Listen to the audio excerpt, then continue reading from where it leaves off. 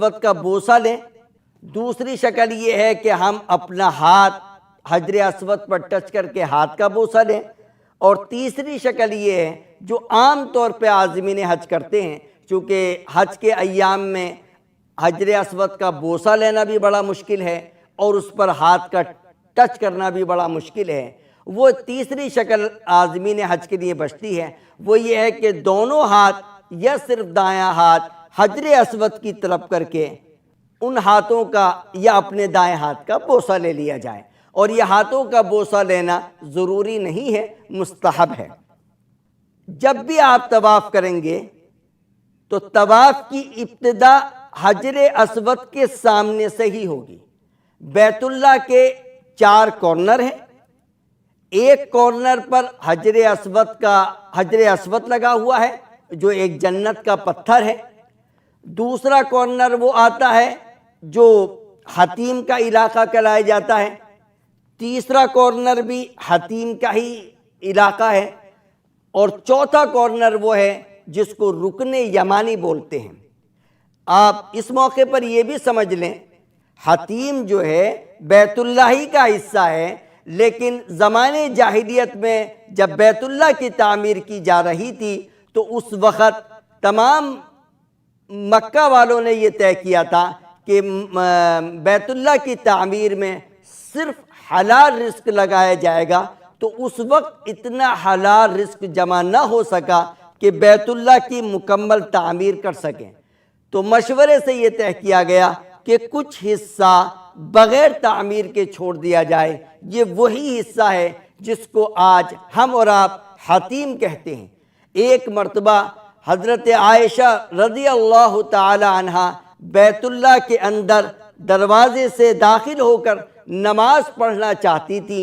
حضور اکرم صلی اللہ علیہ وسلم نے اما حضرت عائشہ رضی اللہ تعالی عنہا کا ہاتھ پکڑا اور ان کو حتیم میں لے گئے اور کہا، جب تیرا دل چاہے کہ بیت اللہ کے اندر جا کر نماز پڑھے تو اس حتیم میں جا کر نماز پڑھ لیا کر۔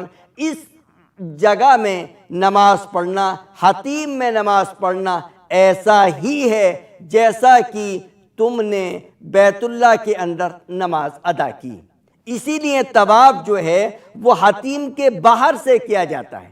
حتیم کا جو ایریا ہے وہ تقریباً 6-7 فٹ کی دیوار وہاں پر بنا دی گئی ہے، جدھر کو میزاب رحمت ہے، یعنی خانہ کعبہ کا بارش کا پانی جدھر کو ٹپکتا ہے وہی علاقہ جو ہے میزاب وہ حتیم کہلایا جاتا ہے۔ اگر بیت اللہ کا طواف خانہ کعبہ کے ارد گرد کیا جاتا ہے تو تقریباً 30 منٹ لگتے ہیں، اور اگر دور سے کیا جاتا ہے تو تقریباً 1 گھنٹہ لگتا ہے۔ اور حج کے دنوں میں خاص طور پہ طواف زیارت جو 10 ذی الحجہ کی صبح سے 12 ذی الحجہ کے غروب آفتاب تک دن رات میں کسی بھی وقت کیا جا سکتا ہے، تو اس میں بڑا مجمع رہتا ہے، کافی ازدحام ہوتا ہے، تو اس میں بسا اوقات 2-3 گھنٹے بھی لگ جاتے ہیں۔ طواف کی مختلف قسمیں ہیں۔ ایک طواف قدوم ہوتا ہے۔ اگر کوئی شخص حج افراد کر رہا ہے تو عمرہ تو وہ نہیں کر سکتا، اسے تو حج کرنا ہے، لیکن مکہ مکرمہ پہنچنے کے بعد وہ ایک طواف کرے گا جس کو طواف قدوم کہتے ہیں، جو اس کے لیے سنت ہے۔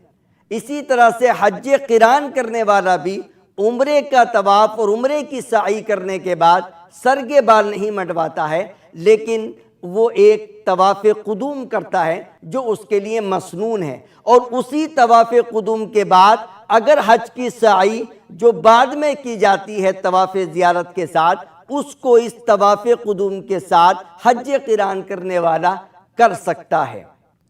تو ایک قسم ہی طواف قدوم کی جو حج افراد اور حج قران کرنے والوں کے لیے سنت ہے، حج تمتع کرنے والوں کے لیے طواف قدوم نہیں ہوتا ہے۔ ہندوستان سے جانے والے حجاج کرام جنرلی حج تمتع ہی کرتے ہیں، اس لیے ان کے لیے طواف قدوم نہیں ہے۔ دوسرا ہے طواف عمرہ، عمرے کا طواف۔ جیسے کہ میں نے آپ کو بتلایا کہ عمرے کے اندر 4 کام کرنے ہوتے ہیں۔ نمبر 1 احرام باندھنا، نمبر 2 طواف کرنا، नंबर 3 सफ़ा मरवा की साई करना, और नंबर 4 सर के बाल मंडवाना या कटवाना। तो ये जो उम्रे का तवाफ़ होता है ये उम्रे का रुकन है। तीसरी किस्म है तवाफ़ ज़ियारत, हज का तवाफ़ जिसको बोलते हैं, तवाफ़ इफ़ादा भी बोलते हैं, जो 10 ज़िलहिज्जा की सुबह सादिक से लेकर 12 ज़िलहिज्जा के सूरज छुपने तक दिन रात में किसी भी वक्त किया जा सकता है। पहले प्रोग्राम ने अपने आप को बतलाया था कि हज के जो 3 बुनियादी अरकान हैं, हज के जो 3 फ़राइज़ हैं, उनमें से एक फ़र्ज जो है तवाफ़ ज़ियारत है, जिसको हज का तवाफ़ कहा जाता है। तवाफ़ इफ़ादा भी इसको कहा जाता है। चौथा है तवाफ़ विदा, विदाई का तवाफ़, रवानगी के वक्त का तवाफ़। मीकात के बाहर रहने वाले लोग जब हज करने के लिए जाते हैं तो वापसी में एक तवाफ़ करते हैं, इसको बोलते हैं विदाई तवाफ़। और एक किस्म होती है तवाफ़ की नफली तवाफ़। नफली तवाफ़ आदमी जितने चाहे करे, बल्कि मीकात के बाहर से आने वाले लोग यानी हिंदुस्तान से जाने वाले लोगों के लिए बेहतर यही है कि वो ज़्यादा से ज़्यादा नफली तवाफ़ करें। तवाफ़ फ़र्ज़ हो, वाजिब हो, सुन्नत हो या नफल हो, तरीक़ा एक ही है, बैतुल्लाह के गिर्द 7 चक्कर लगाना। तवाफ़ की इब्तिदा हजर अस्वद के सामने से और तवाफ़ की इंतहा भी हजर अस्वद पर पहुंचकर, और उसके बाद 2 रकात नमाज अदा करना। अब बात आती है कि हज में ज़रूरी तवाफ़ की तादाद कितनी है, यानी हाजी जो है कितने तवाफ़ ज़रूरी करेगा। अगर हज इफ़राद कर रहा है और वो मीकात के बाहर से गया है तो उसे 2 तवाफ़ करने ज़रूरी हैं, एक तवाफ़ ज़ियारत और एक विदाई तवाफ़। उम्रे का तवाफ़ उसे नहीं करना चूँकि वो हज इफ़राद कर रहा है। हज इफ़राद करने वाला उम्रा नहीं करता है। हज क़िरान जिसमें एक ही एहराम से उम्रे और हज की अदायगी की जाती है, उसमें 3 तवाफ़ करने लाजिम और ज़रूरी है, उम्रे का तवाफ़, हज का तवाफ़ और विदाई तवाफ़। और हज तमत्तो में भी 3 तवाफ़ का करना ज़रूरी है, उम्रे का तवाफ़, हज का तवाफ़ और विदाई तवाफ़। तो हिंदुस्तान से जाने वाले आज़मीन हज इस बात को बगौर समाअत फरमा लें कि उन्हें 3 तवाफ़ हर हाल में करने हैं, क्योंकि वो हज तमत्तो कर रहे हैं। एक उम्रे का तवाफ़, दूसरा हज का तवाफ़ और तीसरा विदाई तवाफ़। नफली तवाफ़ आदमी जितने चाहे करे, उसके लिए कोई तादाद मुतय्यन नहीं है। और जैसे कि मैंने आपको पहले बतलाया कि हम लोगों के लिए यानी हिंदुस्तान से और दुनिया के चप्पे चप्पे से जाने वालों के लिए बेहतर यह है कि ज़्यादा से ज़्यादा तवाफ़ नफली तवाफ़ करें। दूसरों की तरफ से भी नफली तवाफ़ किए जा सकते हैं। ज़्यादा उम्रा करने के बजाय आप एक से ज़्यादा उम्रे अदा तो कर सकते हैं, लेकिन आपके लिए अफजल और बेहतर यह है कि आप ज़्यादा तवाफ़ करें।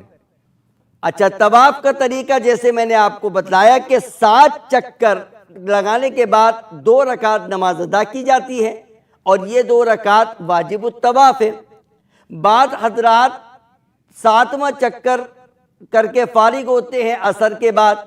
अब वो असर के बाद 2 रकात नमाज पढ़ें या ना पढ़ें, आम तौर पे आज़मीन हज हमसे ये सवाल करते हैं। तो चूँकि सऊदी अरब में असर की नमाज अव्वल वक्त में अदा की जाती है और गर्मियों के मौसम में असर और मगरिब के दरमियान 2.5 से 3 घंटे का वक्फा होता है, इसलिए हमारे उलमाए किराम फरमाते हैं कि अगर सूरज पीला नहीं पड़ा है, असर की बात का वक्त है, आपने असर पढ़ भी ली है, तब भी आप तवाफ़ की 2 रकात वाजिबुत तवाफ़ अदा कर सकते हैं। अच्छा तरीका यह है कि अगर आप नफली तवाफ़ एक से ज़्यादा एक वक्त में अदा कर रहे हैं तो 7 चक्कर लगाएं, 2 रकात नमाज पढ़ें, उसके बाद अगले 7 चक्कर लगाएं, फिर 2 रकात नमाज पढ़ें। लेकिन अगर किसी वजह से आपने 7 चक्कर लगाए, फिर दूसरे 7 चक्कर लगाए, फिर तीसरे 7 चक्कर लगाए और तीनों तवाफ़ की एक बार 2-2 करके नमाज पढ़ ली, تو ایسا کرنا جائز تو ہے لیکن اچھا عمل نہیں ہے۔ بہتر عمل یہ ہے کہ ہر مرتبہ طواف مکمل کرنے کے بعد پہلے 2 رکعت طواف کی ادا کی جائیں، اس کے بعد دوسرا نفلی طواف کیا جائے۔ طواف کے دوران وضو ضروری ہے، بغیر وضو کے طواف نہیں کیا جا سکتا۔ جس طرح سے نماز بغیر وضو کے نہیں پڑھی جا سکتی، اسی طرح سے طواف بغیر وضو کے نہیں کیا جا سکتا۔ اگر طواف کے دوران وضو ٹوٹ جائے تو فوری طور پہ ہمیں طواف کو روک دینا چاہیے اور جا کر وضو کریں۔ پہلے تو وضو کرنے کے لیے مسجد حرام کے باہر جانا پڑتا تھا، اب تقریباً 1-2 سال سے مطاف میں سے ہی جو صفا مروہ کی طرف کو آپ چلتے ہیں تو انڈر گراؤنڈ جو ہے 2-3 وضو خانے بنا دیے ہیں، وہاں جا کر بھی آدمی وضو کر کے اور طواف کو دوبارہ یعنی آگے بڑھا سکتا ہے۔ یعنی اگر چوتھے چکر میں طواف وضو ٹوٹا ہے تو دوبارہ سے طواف کرنے کی ضرورت نہیں ہے، بلکہ مزید 3 چکر اور کر لیے جائیں، اس طرح سے پورا طواف ہو جائے گا۔ ناپاکی کی حالت میں خواتین کسی بھی حالت میں مسجد حرام میں داخل نہ ہو۔ طواف کسی بھی حال میں، وہ ناپاکی کی حالت میں کوئی بھی خاتون کسی بھی حالت میں طواف ادا نہیں کریں۔ طواف کے دوران جائز امور یعنی کون کون سی چیزیں جائز ہیں؟ سلام کرنا، بوقت ضرورت بات کرنا، مسائل شرعیہ پوچھنا بتانا، ضرورت کے وقت طواف کو روکنا۔ آپ طواف کرتے کرتے تھک جائیں 3 چکر پر 4 چکر پر تو آپ طواف کو روک سکتے ہیں اور اس کے بعد جب چاہیں یعنی گھنٹے آدھے گھنٹے کے بعد، مثال کے طور پہ 4 چکر لگانے کے بعد آپ تھک گئے تھے، آرام کر لیے، یا مثال کے طور پہ نماز شروع ہو گئی تو ظاہر ہے آپ کو نماز پڑھنی ہے، آپ نے طواف کو روکا، جب نماز مکمل ہو گئی یا آپ کی تھکن پوری ہو گئی تو جہاں سے آپ نے طواف کو روکا تھا وہیں سلسلہ آپ آگے بڑھائیں۔ اسی طرح سے اگر آپ کو عذر ہے اور آپ پیدل نہیں چل سکتے ہیں تو ویل چیئر پر بھی آپ طواف کر سکتے ہیں۔ اگر آپ اپنی بیگم کو یا اپنی والدہ کو یا اپنے بوڑھے باپ کو ویل چیئر پہ طواف کرا رہے ہیں تو اس میں آپ کا بھی طواف ہو جائے گا اور آپ کے بوڑھے باپ کا بھی طواف ہو جائے گا۔ اب طواف کرنے کا طریقہ جیسے کہ میں نے آپ کو بتا دیا ہے کہ سب سے پہلے ہم بیت اللہ کے اس کارنر کے سامنے آتے ہیں جس کارنر پر حجر اسود لگا ہوا ہے۔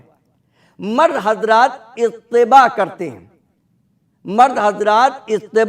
ہیں، استباء کا مطلب ہوتا ہے کہ جو چادر انہوں نے اوپر پہن رکھی ہوتی ہے یعنی دونوں کندھے کو اوپر ڈال رکھی ہوتی ہے، اس چادر کو دائیں بغل کے نیچے سے نکال کر بائیں مونڈے پر ڈالنا، یہ استباء کرایا جاتا ہے۔ یہ 7 چکر میں سنت ہے اور طواف کے دوران سنت ہے۔